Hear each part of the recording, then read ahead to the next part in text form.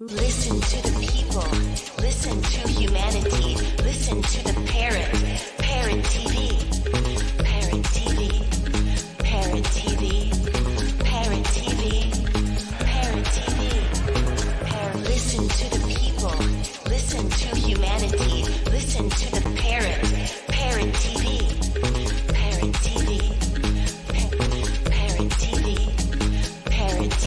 Do you know that there is a publishing company that wants to make life easier for you as a writer? This publishing company is called World Inkers Printing and Publishing. We publish in all different languages, and we're looking for writers of all genres, all formats. We're looking for scholars, ghostwriters, playwrights, poets, short fiction, novelists, you name it. We're looking for anybody who is interested in writing and the craft of writing to be in touch with us. You can reach us at info.worldinkers@gmail.com. With World Inkers Printing and Publishing, you do not require a lot of money to publish with us. Contact us today at info.worldinkers@gmail.com. Become a winner with other authors at World Inkers Printing and Publishing. Give us a shot. We will surely finish you.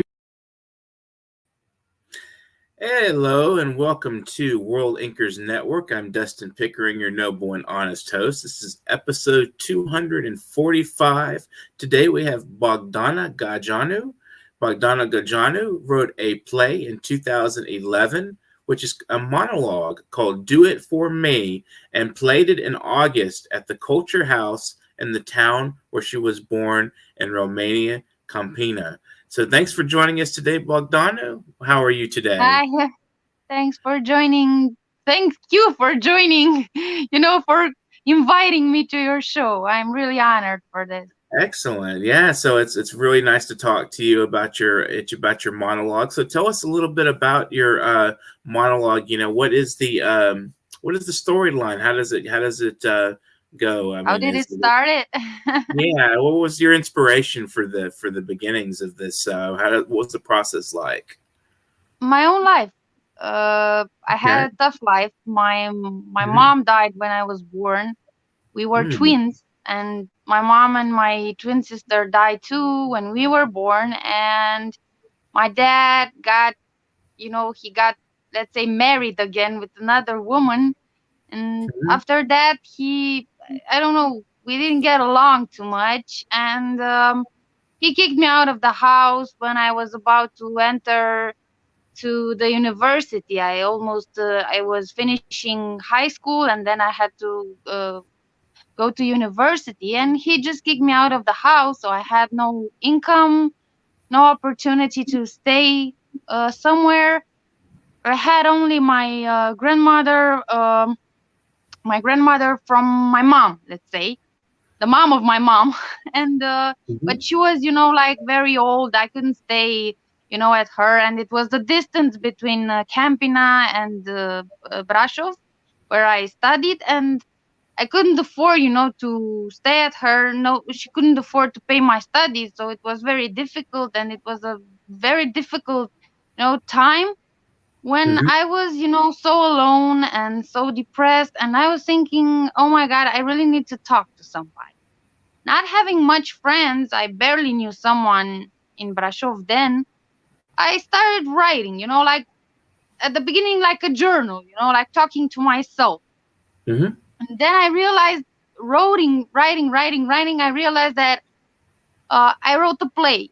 It was a monologue because it was actually the character was me, somehow. It was a young person who was like, feeling depressed because, she felt abandoned somehow by her parents. And then she felt alone. And somehow then I was inspired from my life, but from one best friend's life too, who was sick. She had leukemia. She was very sick, and I saw her struggle too with the disease. And in the same time, I had a breakup with my boyfriend, with my first boyfriend. This was another thing, that got me into the depression. All these things inspired me, so I wrote a play called "Do It For Me."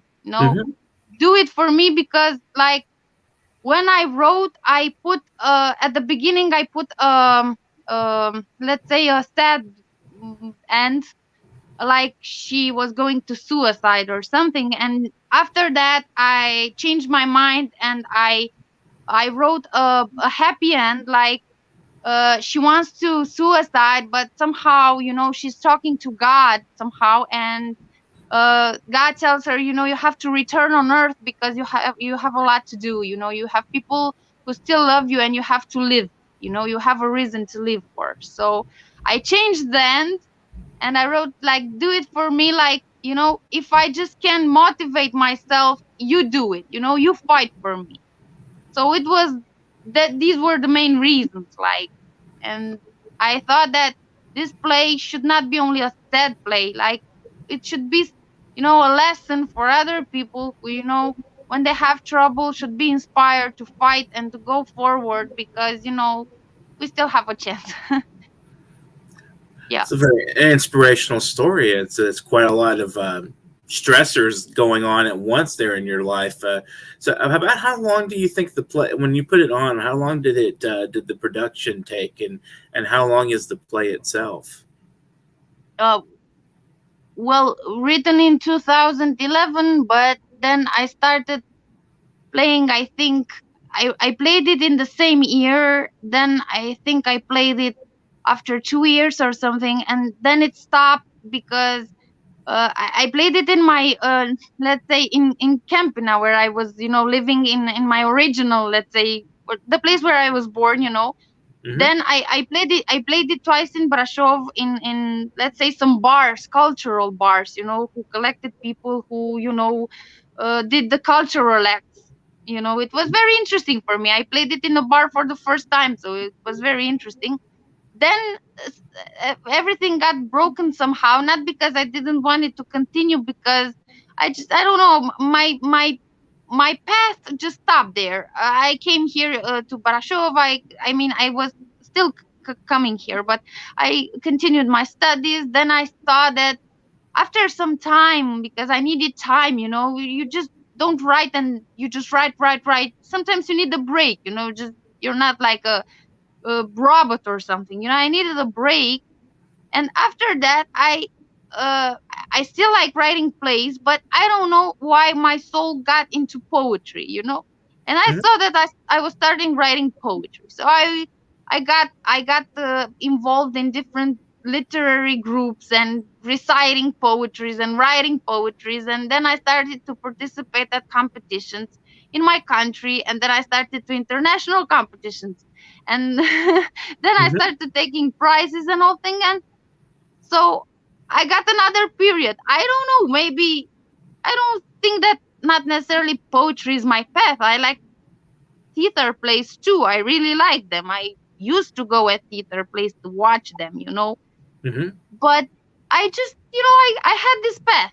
I don't know why, you know, I needed a break maybe Mm-hmm. because uh even when you write, you know, like plays, it's a little more difficult than writing poetry. Maybe poetry, okay, you just see a tree, see a flower, something like this, and you just start to write something and you make a poetry. But when you write a play, you just need a little more concentration and a little more details. You just don't write it like that, you know. It's not a paper article or something. So it's Mm-hmm. it's very difficult and you need time. So I don't want to give up in writing plays, but I just need my time, you know, to focus myself, to talk with myself, and to think what I want to write about, you know.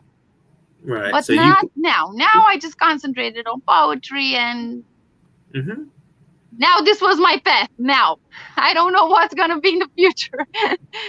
Well, good luck to you. So when you're performing, I mean, you play yourself basically in the production, or do you have Yeah. another person? So it's basically you get up and you perform.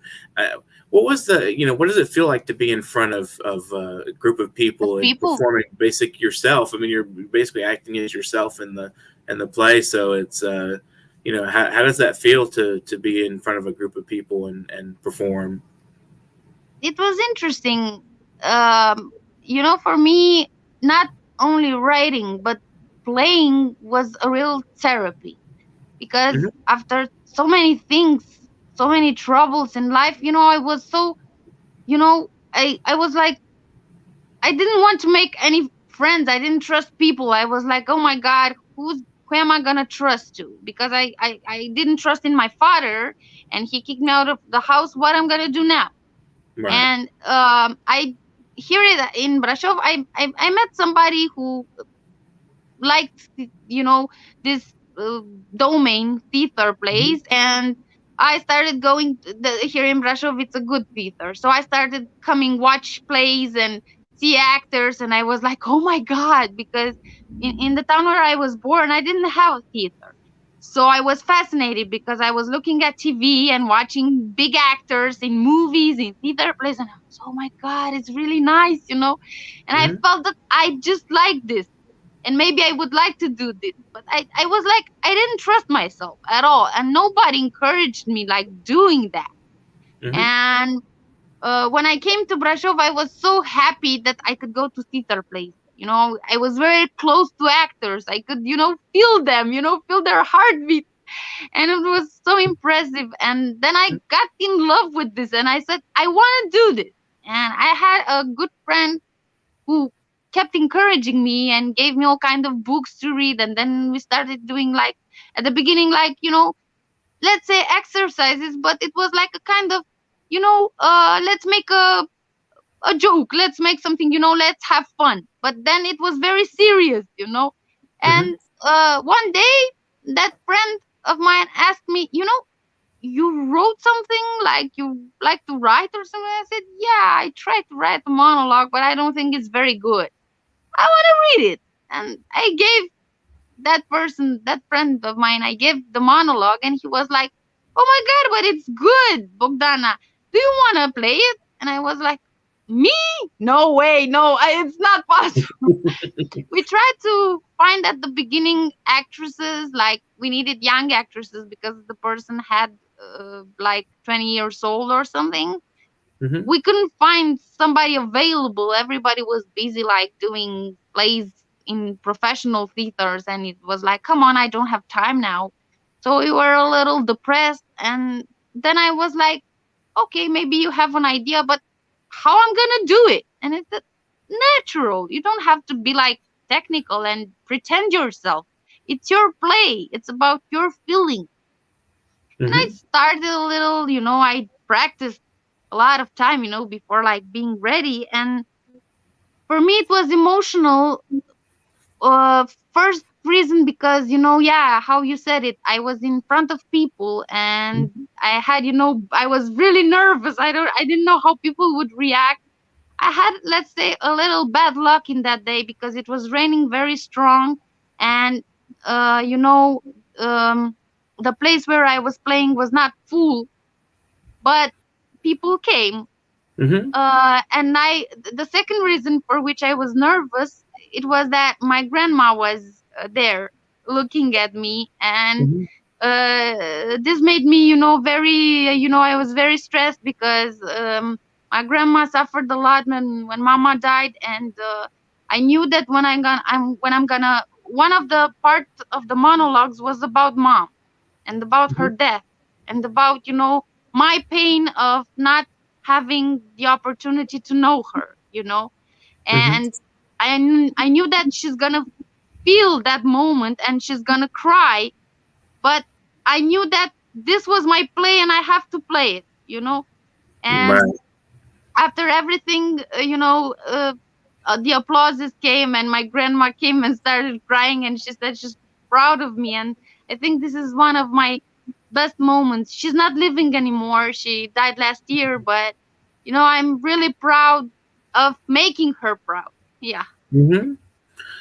Right. It's a beautiful feeling to to have your family be involved in your own productions and your writing and your to be encouraging you. What are some of the challenges you faced in writing the monologue? Challenges. The main challenge is about being sincere, because Hmm. many people, when they start writing plays, they prefer writing about any subject, not about themselves. They're afraid to expose their personal problems. They're like, Mhm. oh my God, people will judge me. What should I say about this? Oh my God. So I was not afraid. I was like, I am telling everything I feel, because I know that maybe in this world, not only in Romania, there are people who feel or they have the same experience I had. Maybe they need an advice, or they need somebody to tell them, okay, I need, I have the same experience like you.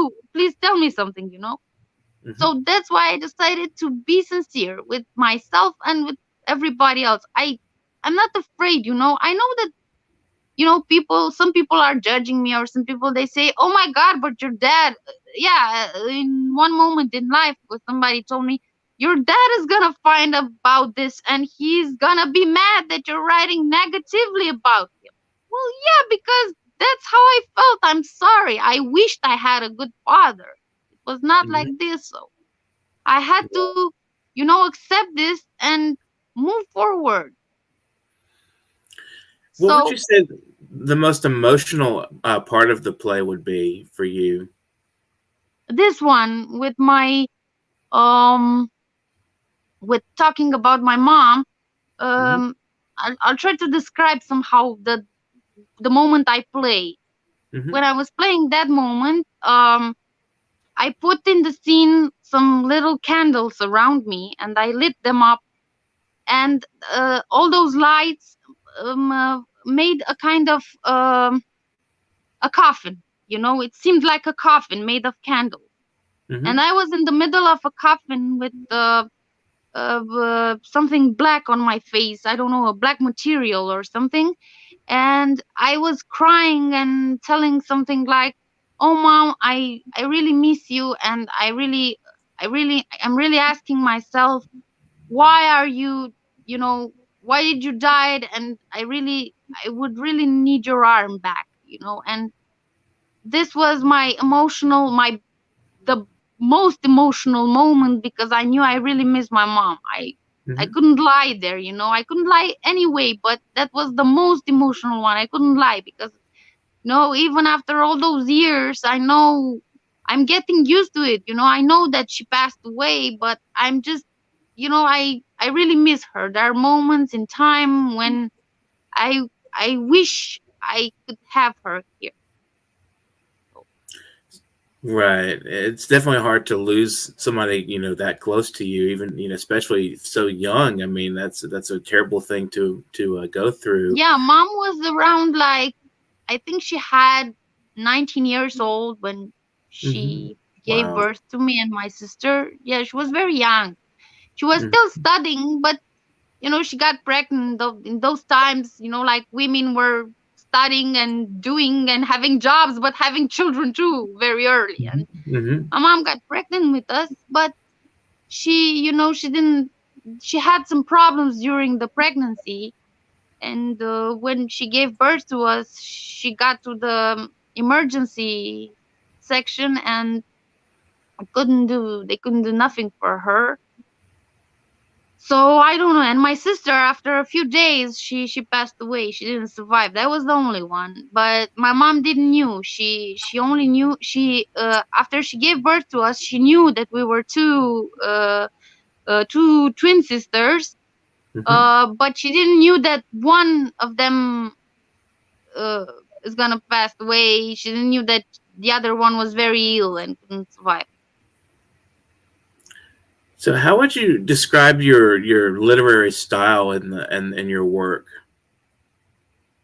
I don't know if I have a literary style. I'm trying, let's say, to write what I feel. I mean, if somebody would describe my style, I couldn't describe it, because um I just I'm not thinking of a style when I'm writing. I just put Mhm. down. Right. Sometimes I can, in my language, for example, in Romanian, I can write sometimes with rhyme. In Mhm. English, I write freestyle. I don't think necessarily at rhyme. Sometimes I write with rhyme. Sometimes I write with freestyle.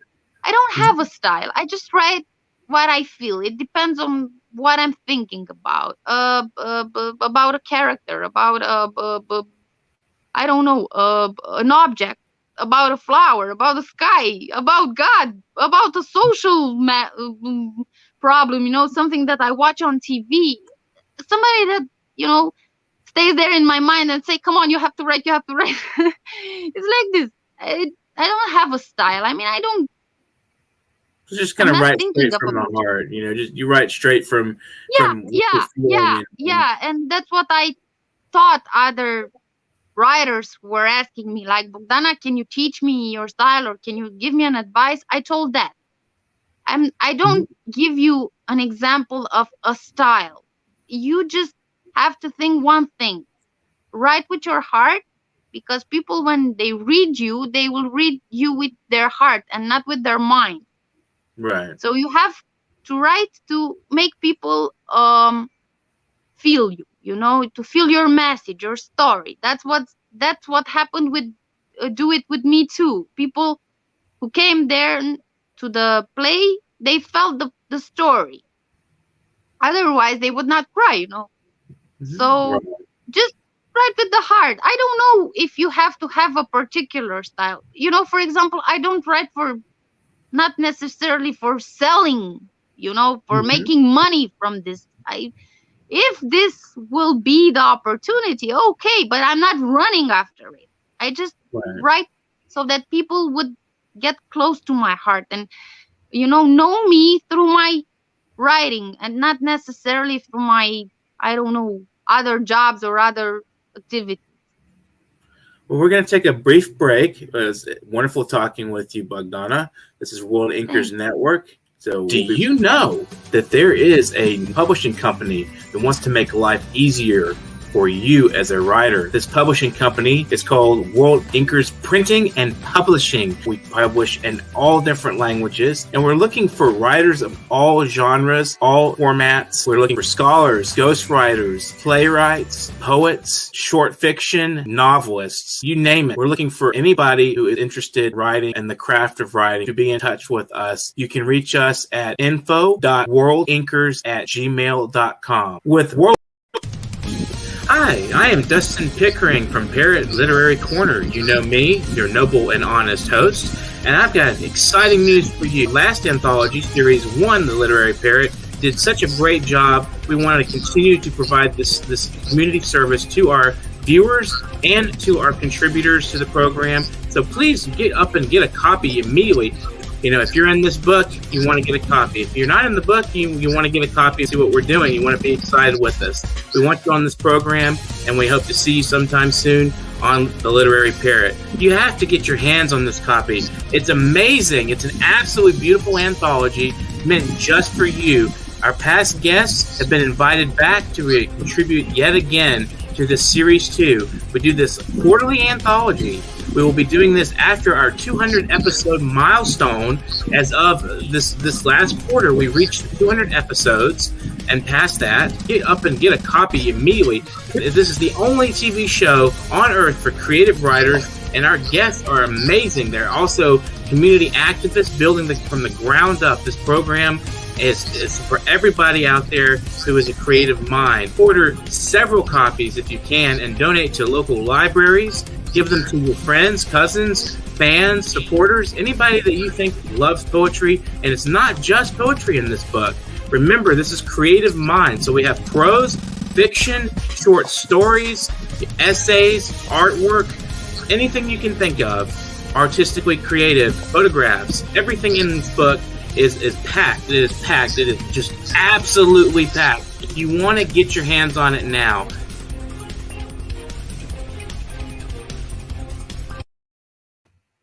welcome back to World Inkers Network. I am Dustin Pickering. We have Bogdana Gageanu here with us today, and would you like to maybe perform a segment of your play for us, or read a poem or two?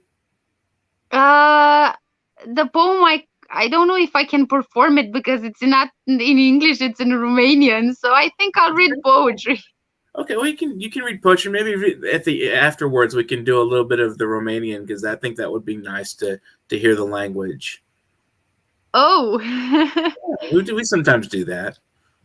So if you want to read a couple of poems for us, well, we'd love to hear them. Okay. I will read this poem. My poems are not necessarily long, are short, but they have a message. That's This good. one is called Broke. What if I'm cash broke? I don't have rich worries. What if I'm love broke? I will find the right guy. What if I'm friends broke? I don't need false friends. What if I'm hope broke? I will borrow it from God.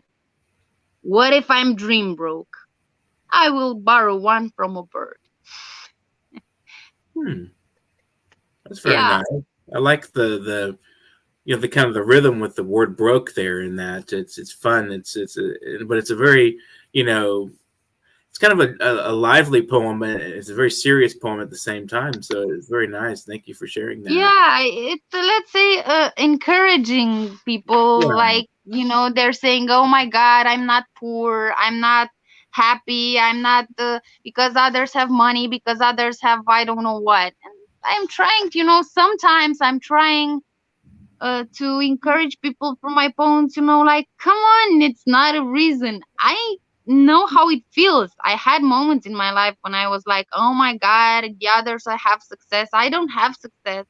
But success is not necessarily, I don't know, because you get rich or because you have a career. Some people have a good career, and then you see, I think you read the news and you see that some are down already, from their career, from the top, they're going down, they're taking drugs, they're, like, it's not necessarily, once you're up, you have to take care to be, let's say, to remain the same person you were before having success. I want to be like that. I don't want to change myself.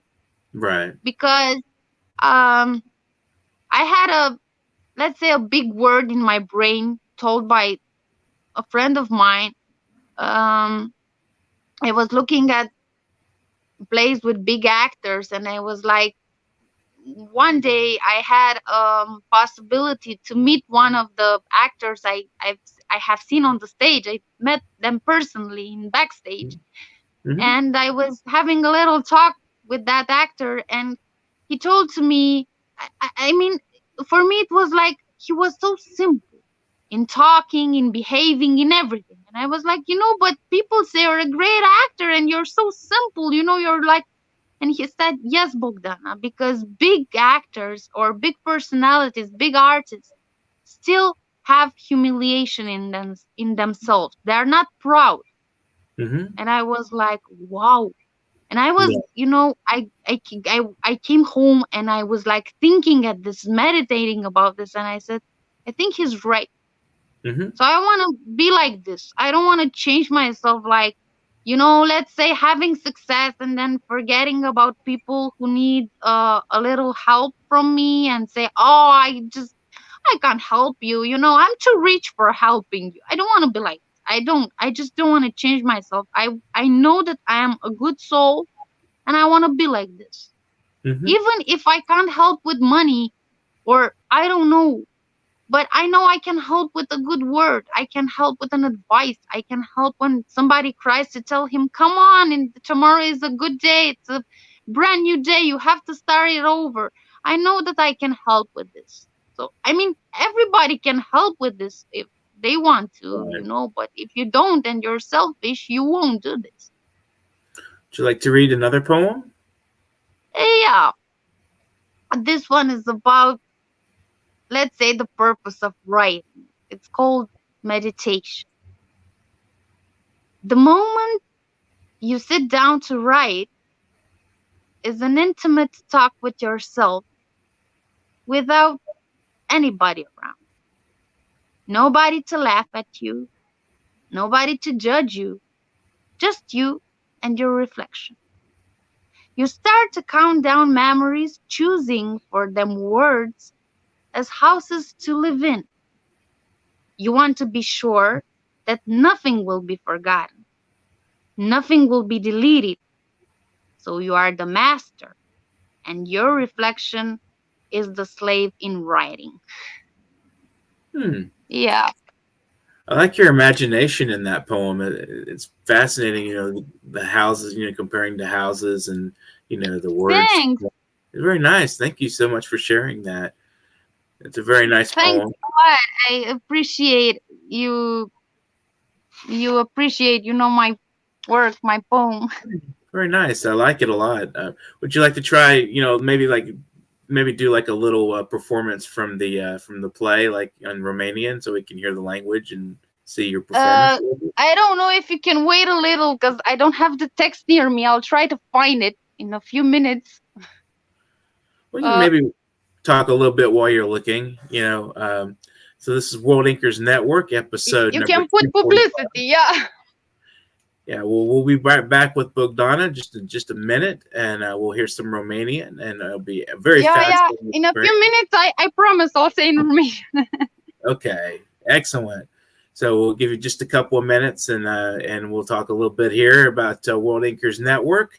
This is a wonderful opportunity for writers. You can get in touch with us at info.worldinkers@gmail.com. And if you're wanting to be on the program, this World Inkers program, it would be excellent to hear from you as a guest at literarycorner@newyorkparrot.com. We'd love to hear from anybody with any kind of comments right now. If you have any questions or comments for Bogdana, we'd love to hear from you as a viewer.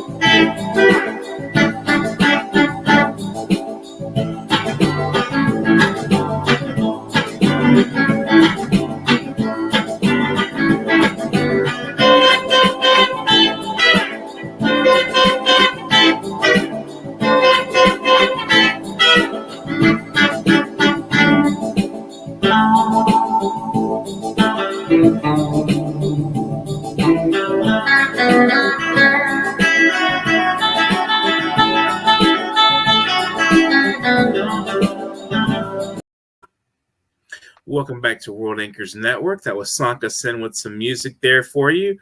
Excellent song. Are you ready, Bogdana? Yeah, if you want, I'll try to, let's say, translate somehow so that people can understand. I don't know if you'll dare understand in Romanian, but I'll try. Okay. You can do it in Romanian and maybe translate it after if you want to do that. Okay, I'll try to say a few in Romanian and then let's say give the message back in English so then everybody can understand what was about. Okay, sounds great. I look forward to it. Astfel au apărut rugăciuni pentru a câștiga la loterie premiul cel mare, rugăciuni pentru a câștiga o mașină sub capacele de bere, rugăciuni pentru a te căsători cu un individ sau o individă cu bani mulți și zile puține, rugăciuni pentru a putea copia la un examen. Din păcate nimeni, sau mă rog, aproape nimeni nu se mai roagă pentru suflet, pentru iertarea păcatelor. Sufletul a devenit un soi de marfă perisabilă a cărui termen de expirare a fost depășit încă de la vârsta copilăriei, sau în cel mai fericit caz, în pragul adolescenței. Însă cel mai grav e faptul că am ajuns să ne mândrim cu păcatele noastre. Doar morți au mai păstrat un gram de puritate și asta pentru că pe vremea când aceștia erau în stadiul pe care noi îl numim viață, n-au cunoscut, nu s-au înfructat din toate poamele viciului. Pe vremea aceea nu-și pierduseră definitiv rușinea și se temeau de divinitate. Astăzi morți au pus stăpânire pe morală, rușine și credință și au închis după ei porțile rai. Dacă ar putea vedea din lumea umbrelor ce se petrece acum pe pământ, bunicul meu s-ar răscoli în pământ ca titirezul. Bunica mea la fel. Mama oare ce mai face? O mai dor oare cicatricile? Ce proastă sunt! Din lumea în care se găsește ea, acum se spune că a fugit pentru totdeauna durerea, întristarea, suspinul. Cel puțin așa se spune. Într-una din seri mi-a apărut în vis. Nu m-am speriat și am întrebat-o. Ce mai faci, mamă? Cum e acolo? Acolo, la Dumnezeu în chirie. Ce frumoasă ai rămas, mamă, nu te-ai schimbat deloc. Pe cine cauți, mamă? Pe tata, pe soția lui, pe bunica, pe mine. Pe mine de ce nu mă cauți? Nu ești curioasă să știi cum sunt? Ce-am ajuns? Pe tine nu te sfâșie dorul de mine așa cum arde pe mine ori de câte ori cu lacrima în colțul ochilor îți privesc chipul într-o fotografie îngălbenită de ani, furată dintr-o cutie de pantofi a tatei. Mamă, e chiar atât de mare distanța între lumile noastre, încât nu mă auzi cum urlu, cum strig, cum mă chinui să ajung la tine. Ce frig, mamă. So it was a fragment from my play about my mom, and the one that was, let's say, the most emotional. I don't know if my voice transmitted that. Yeah, absolutely. Yes, you did very well. I could really, I kind of had a feeling that's what you were referring to in there. Beautiful. At the beginning, I was telling in Romanian about the fact that people are not praying anymore for their souls. Everybody's praying for something material, for a car, for the big ticket lottery, for, you know, a woman to get married with the richest man on earth, something like this. They don't pray for their soul. So the soul is like, you know, an object, like a product on market. You know, you just take it and say, oh my God. So it was like criticizing the society for this and saying like, oh my God, we're not the people we used to be with this. We're not spiritual anymore. We just, you know, like do business with God. We think we do business with God, you know? And after this, I'm going inside my soul and I'm talking to Mom and I'm saying, you know, are you looking for me? Because I miss you and I don't understand. Why are you not looking for me? I'm looking for you. Are you looking for me? And I'm asking her, how is it there? I call it, let's say, the world in which she lives there to God. I called it in my play, in God's rent. How is in God's rent, Mom? Are you okay there? Because I said that, you know, heaven, or how we call it, I don't know, the other world out there, is like a rent for the souls too. You know, we go there with our souls, but it's like, you know, we paid our rent for staying there. Our whole life is a rent. We pay for going up in heaven or in hell. It depends what way you choose to live, you know? Right. Very interesting. So I'm asking about this. I'm telling her I miss her, that I'm looking at her photo every day and I'm starting to cry. And in the end, I'm telling her that it's a big distance between our worlds and I'm trying to reach her and I don't know if she's hearing my yelling. So this was a part of my monologue. Beautiful. I love the concept, and I think it's really imaginative what you're performing in that, and that was very emotive and wonderful to, you know, to see you transform your own pain and suffering into something that people can look at and relate to, maybe even. Yeah, something creative. So what would your final words to our viewers be today? My final work? My final words. What would you like to say? My final words are, you know, like being motivated and believing in themselves. Because, okay, many people say nobody believes in me. Okay, I had the same problem, not having my family around. Right. So after my grandma died, the only one who remained believing in myself was me.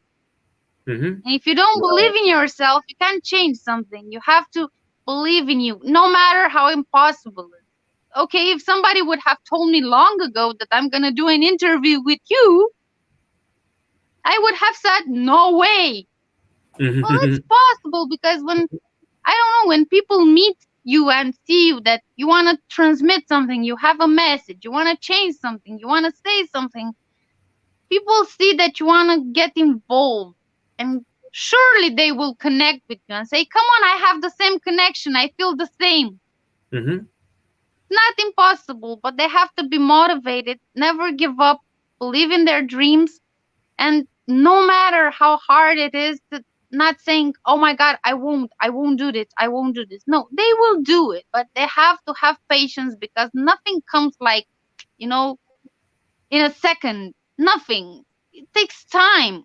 For me, writing seriously after my play in 2011, I had a great break. I mean, between 2011 and 2019.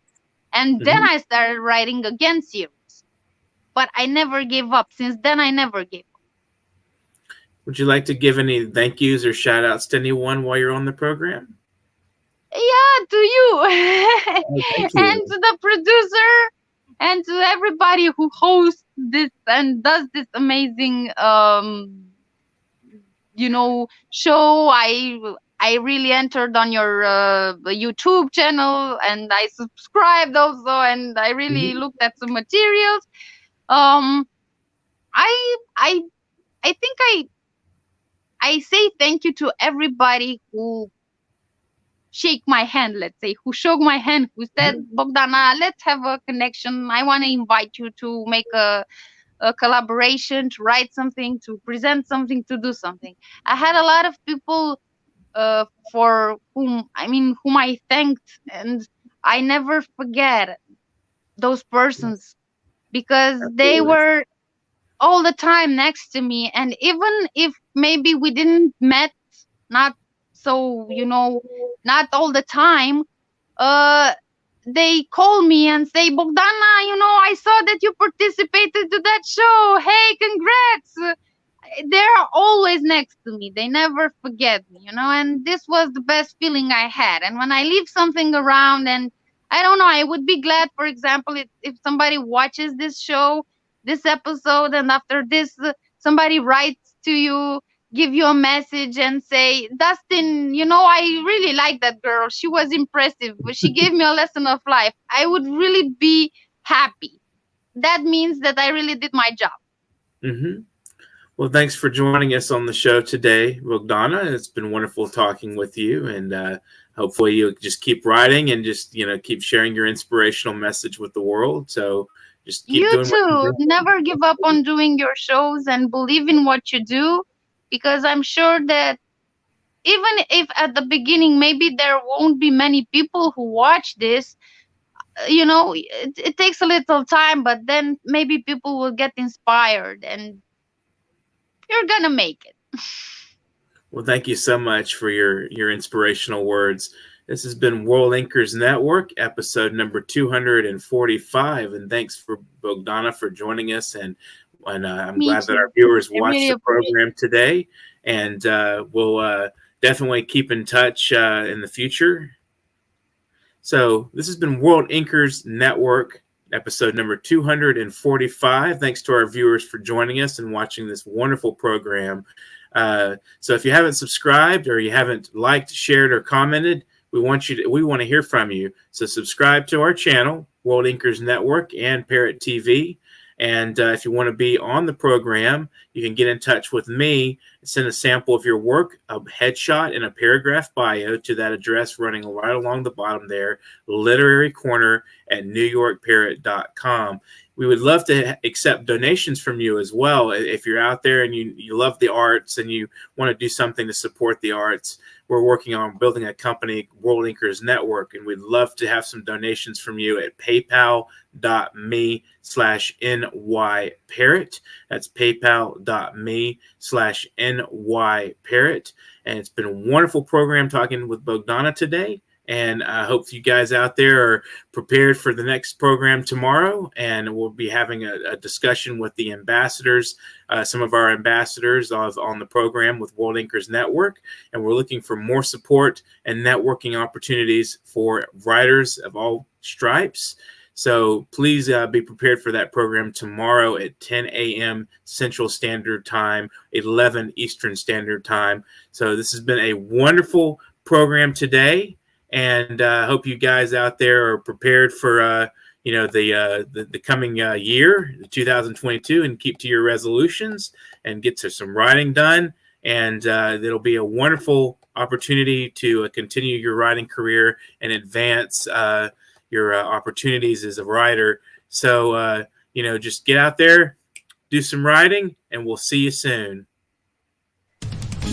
Hi, I am Dustin Pickering from Parrot Literary Corner. You know me, your noble and honest host, and I've got exciting news for you. Last anthology, Series 1, The Literary Parrot, did such a great job. We wanted to continue to provide this community service to our viewers and to our contributors to the program. So please get up and get a copy immediately.